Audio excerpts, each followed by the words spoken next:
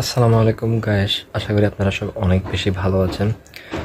তবে আজকে ভিডিও করতে আসছি, আমার মনটা আসলে এরকম ভালো নেই। কারণ গতকালকে আমি বাংলাদেশের ফুটবলের, আমরা জানি কয়েকদিন ধরে বাংলাদেশের ফুটবল নিয়ে একটা আলোচনা সমালোচনা সৃষ্টি হয়েছে। কারণ বাংলাদেশের ফুটবলে বাংলাদেশি বংশোদ্ভূত হামজা চৌধুরীর আবির্ভূত হয়েছেন। আমরা এটি নিয়েও কালকে আমি একটি ভিডিও পোস্ট করেছিলাম, কিন্তু আজকে আসলে সকাল থেকে মনটা অনেক বেশি খারাপ ছিল। কারণ বাংলাদেশের ফুটবলের, আমরা ক্রিকেটকে তো আমরা অনেক ভালোবাসি, কিন্তু ক্রিকেটের আমরা অন্যদের দেখতে পাচ্ছি না সামনে ভবিষ্যতে। কিন্তু ফুটবলে যখন হামজা চৌধুরী, ফাহমিদুলের মতো প্লেয়াররা, বাংলাদেশের বংশোদ্ভূত, তারা নিজেদের দেশকে ভালোবেসে নিজের দেশে খেলতে ইচ্ছুক ছিল, ওই টাইমে একটা সিন্ডিকেটের সৃষ্টি হলো যে ফাহমিদুলকে দল থেকে বাদ দেওয়া হয়েছে।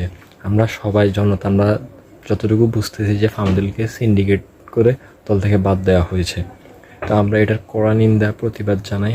আমরা চাই ফাহমিদুলকে যেভাবে হোক দলে ফিরানো হোক, এটাই আমাদের